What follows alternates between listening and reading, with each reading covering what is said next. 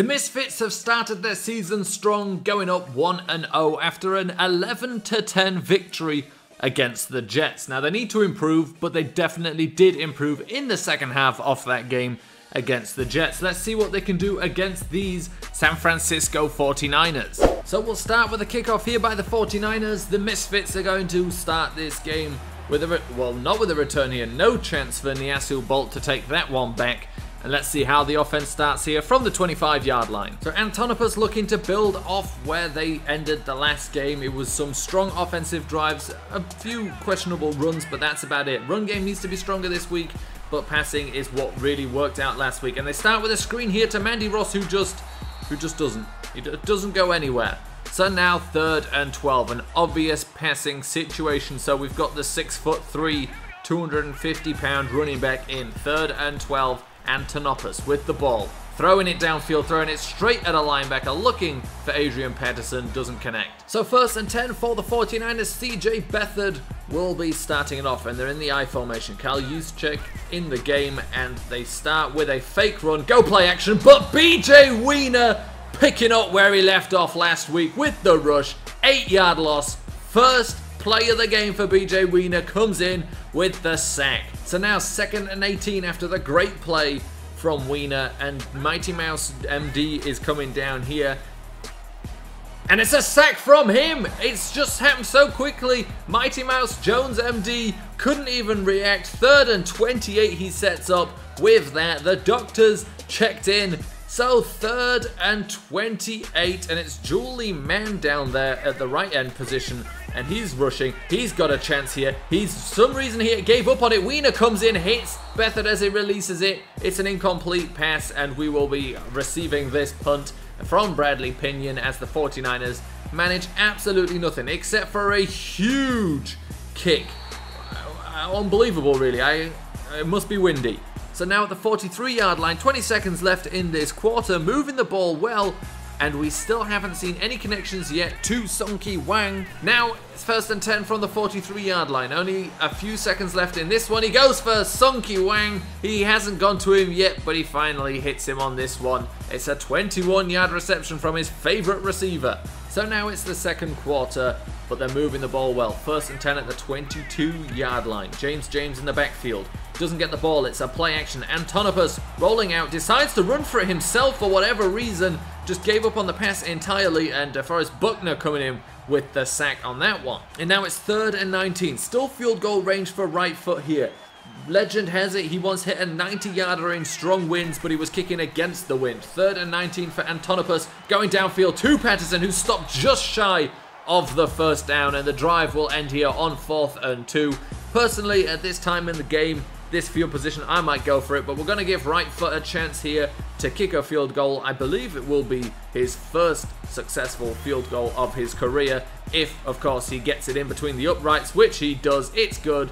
3 points and not a problem for him. So a 2nd and 4 now. We've got our big guys on the field. He'll be big, and Deron stop it. Ready there to stop anything coming up the middle. Kyle Juszczyk in as the running back, and he runs, and he's stopped there by quick reactions by Chad Kroger. So on this 1st down, looking to pass, of course, because they don't have much time. Antonopoulos dropping back, looking, finding a man. Sunky Wang couldn't catch it. It's tipped into the air. Witherspoon with the interception. And a bit of a freak play there gives the 49ers the possession again at the end of this 1st half. So Antonopoulos loves to go to that side, but it doesn't work out for him there. 1st and 10 now for the 49ers. CJ Beathard looking to pass. A little bit of pressure coming in, but he's all right. He steps up in the pocket, can't let go of that one. Julie Mann right now playing right end ahead of a backup for right end, which kind of makes sense because, of course, he knows the system better right now. So now 2nd and 10. Still not anything really working for the 49ers. Beathard with the pump, now with the throw, the completion to Goodwin. No, it comes out in the end. And Colonel Sanders was all over that one. And just in case he was needed, Vincent Bramble was there too. So now we could really do with a turnover. The 49ers in a pistol formation. Beathard again with wafting, whatever he's wafting. He's under a little bit of trouble there. And Weiner with a sack. BJ Weiner with his 2nd sack of the day. He brings him down. 32-yard line. That may push them just out of field goal range, at least comfortable field goal range.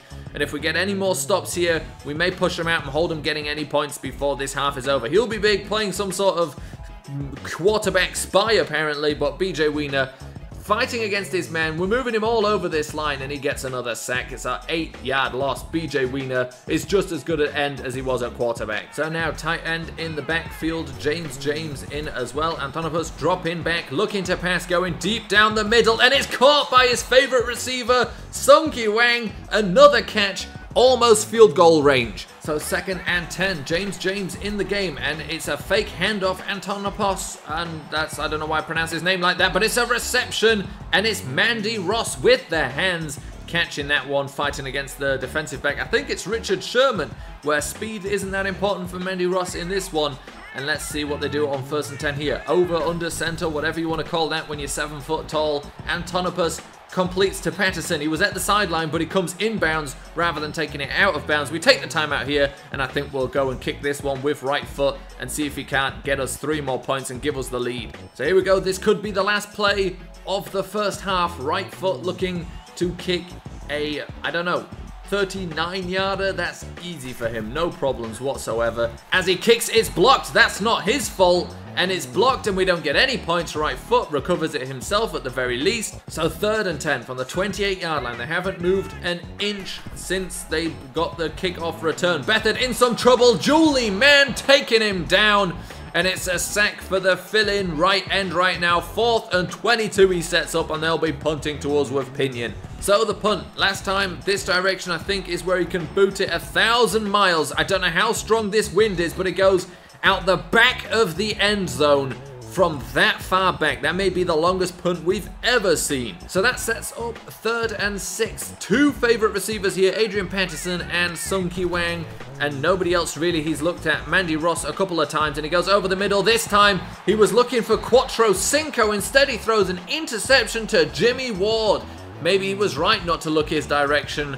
Antonopoulos likes to, you know, fire it into tight spaces, and sometimes things like this happen. I mean, he wasn't even slightly open. A loss of 3 yards. 3rd and 10 on this play. Beathard back to pass, and he's rolling to the right. He's now going to look to run for it himself. Who's going to be the first man to get there? Nobody, apparently. He's finally tackled by Vincent Bramble's 19-yard rush.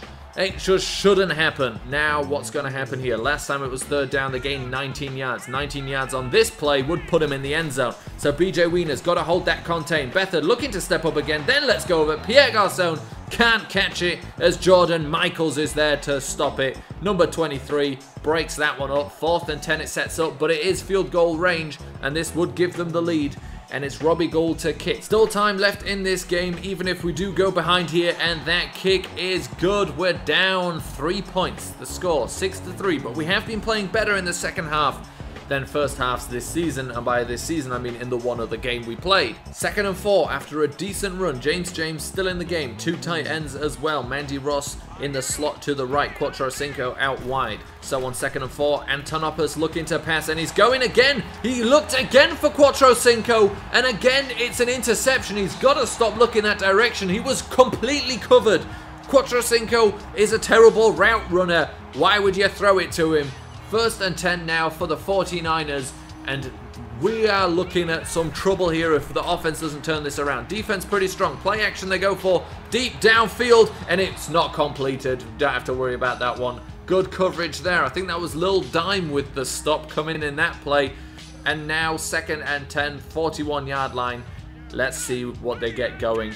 The defense, I mean, of course. We need some stops. We need some big plays, and Elijah Elijason comes in with one there. And we need to keep him there because we need to at least be able to tie the game with the next drive, and we haven't been playing well right now. BJ Weiner coming around the outside. Beathard steps up. Weiner chasing him down. Weiner catches him, but he gets out of the tackle. Vincent Brumbles is there, and he'll be big, comes in as well, and finally stops him. 4th and 2, 33-yard line.